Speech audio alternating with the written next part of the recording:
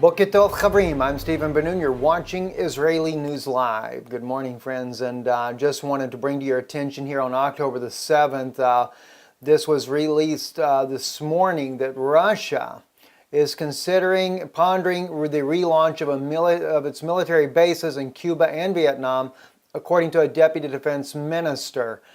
This is clearly, I had to bring this out to you guys right away this morning. Once I saw that Americans would be waking up by now. This is clearly a prophetic broadcast news that I see on the horizon. And I'm going to share with you here in just a moment why. First, let's just take a look at the article here. Moscow is considering plans to return to Cuba and Vietnam, where it had military bases in the past, Russian Deputy Defense Minister Nikolai Pankov said on Friday. Now, those of you that may not be aware of this, Russia, of course, closed the base down in the mid-1980s. This was, at a height of the tensions we know, especially back in the 60s under John F. Kennedy, when we had the standoff between the United States and Russia on certain defenses that they were bringing in nuclear missiles. And it nearly sent the world to a nuclear war. But what really caught my attention about Russia reopening the Cuban base is a dream that I had years ago, and I've spoke about the dream many times here on Israeli News Live over the course of several years, not frequently. But in the dream that I had seen, I saw Russian MiGs, such as what you see pictured here and behind me here, flying over Florida. And the United States was definitely at war. The U.S., at least Florida, the region of Florida, was under a heavy attack by Russian MiGs. And I knew that it was definitely a Third World War, and we were seeing the end of the United States from the attacks that I was seeing there. But the thing that kind of concerned me in having this dream was, how would Russia ever get MiGs all the way to Florida? They have only one aircraft carrier, and I can assure you, if that aircraft carrier approached Florida whatsoever, the U.S. military would end up sinking the ship. I mean, it'd just be obvious without even question that this is what the U.S. Government would do, because of the fear that there could be a launch of an attack there on the mainland of the United States. But now we are seeing that Russia is planning on reopening the Cuban air base. And of course, that would give striking distance for a Russian MiG to be able to strike anywhere in Florida, in that part of the hemisphere of the United States, taking the southern section of the United States easily. But we have to also consider this fact as well. It seems that Russia is only starting to play the same game that the United States has been playing now for over the last 2 years against Russia, ever since the Ukrainian crisis began, that was started by the CIA to topple President Yanukovych and install the U.S.-backed Roman puppet there for Petro Poroshenko over the Ukrainian people. And then, of course, they began a genocide on those that were Russian-speaking people inside the country. Ever since then, though, NATO has used this particular basis to launch more and more military setups inside of right there on Russia's border in Lithuania, Latvia, now Poland, etc. NATO is building up massive amounts of troops there. Up to 30,000 are stationed there on a rotation basis, on a regular basis. Everything against all the agreements that the U.S. made with Russia after the collapse of the Soviet Union, promising that they would never do these things. But what's odd is how that the U.S. government caused the fall in the topple of the democratically elected leader Yanukovych from power, and then turn around and blame Russia for invading Ukraine. Well, Russia never invaded Ukraine. If anything, it would be similar to that of Syria. Yanukovych invited Russia there to rescue him from the coup that was being staged by the CIA. There's been enough leaked documents that can prove that already. So it's just tit for tat, it seems like. Now Russia is starting to give the Obama administration a taste of its own medicine. And I would say this by the administration and not that of the American people, because I'm sure many of the American people would have honored their word to Russia, as Putin has honored his own word to the United States, even when President George Bush stated that he was the greatest ally the U.S. could have, that of President Vladimir Putin.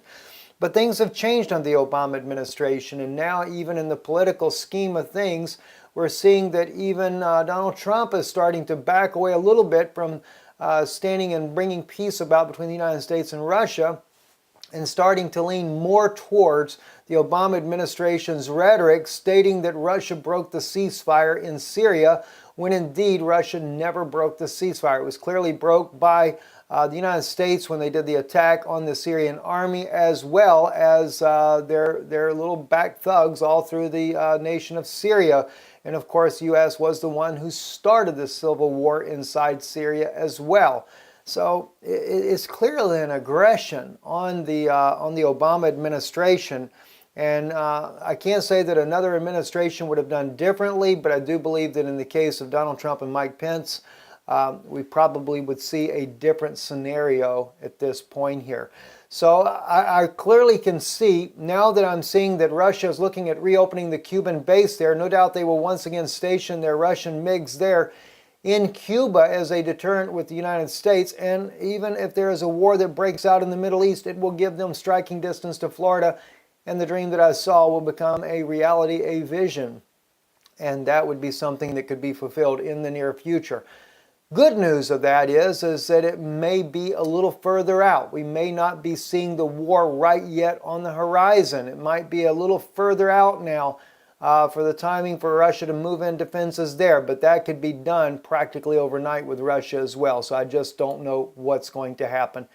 The other thing, speaking about visions and dreams and things here, we see that Russia's Black Sea Fleet is now in the Mediterranean, Mediterranean there, and the prowess in Syria. A think tank is beginning to look at this. This is given the Black Sea Fleet a new purpose, as we see 5 Russian warships there cruising there in the Mediterranean near Syria. But it also reminds me of the famous biblical prophecy I shared with you the other day. And let me just pull that up real quick, because I forget if that was in Jeremiah. I think that's in Jeremiah chapter 49 when we were discussing this the other day. That clearly we are looking at prophecy when we see, yes, Jeremiah chapter 49 verse 23 concerning Damascus, Hamath is confounded, and Arpad. For they have heard evil tidings. They are faint-hearted. There is sorrow on the sea, and it cannot be quiet.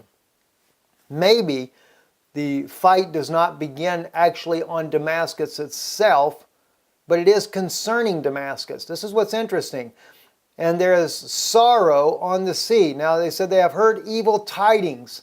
That evil tidings may be that there is an attack planned on Russian ships in the sea there, or vice versa. It may be that Russia is planning to deal with American ships in this region. I don't know which way it's going to go. But nonetheless, they are faint-hearted. There is sorrow on the sea, and it cannot be quiet. It lets us know that this is one of the reasons, or one of the things that will cause the war to spiral out of control. Damascus is waxed feeble, and turneth herself to flee, and fear hath seized on her, anguish and sorrow have taken her as a woman in travail. I'm only awaiting to see just how many ships the United States will end up sending into this region as a result of that. But anyway, in other news also, let me turn our attention to Israel. Iranian official, we have warehouses full of missiles that can flatten Tel Aviv. This is being reported by United with Israel. And it says Moshe Ragi Hadost, a former minister of the Islamic Revolutionary Guard Corps, reportedly told Tehran political gathering, we have warehouses full of missiles in Tehran, Zanyan, Ashnavia, that can strike Tel Aviv.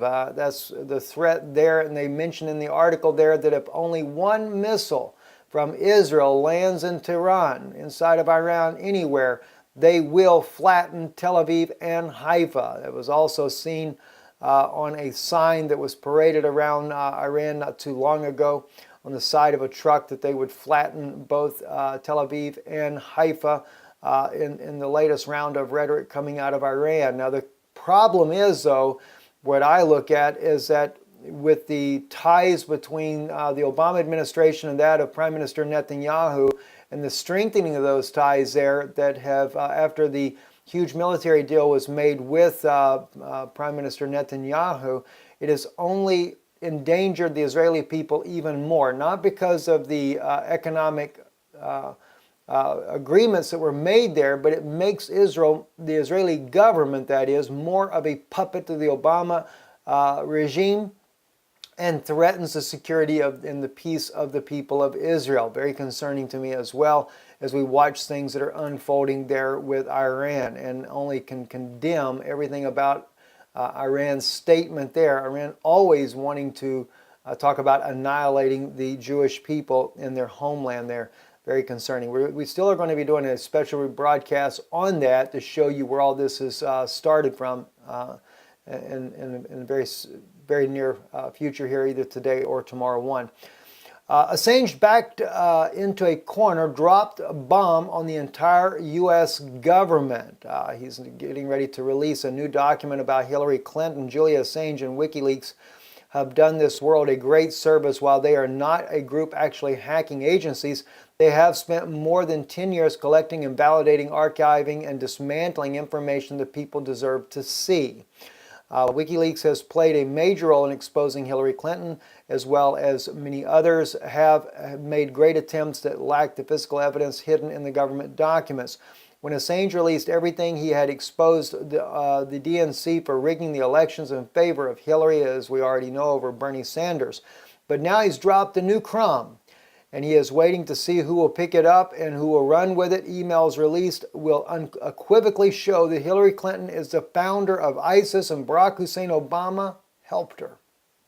Well, all you have to do is listen to Vladimir Putin, President Putin, to know this. He's the one that actually has brought that bombshell all out already. But I am sure to see the actual documents that can prove this would only be that much more ammunition at possibly stopping her from becoming the next president of the United States.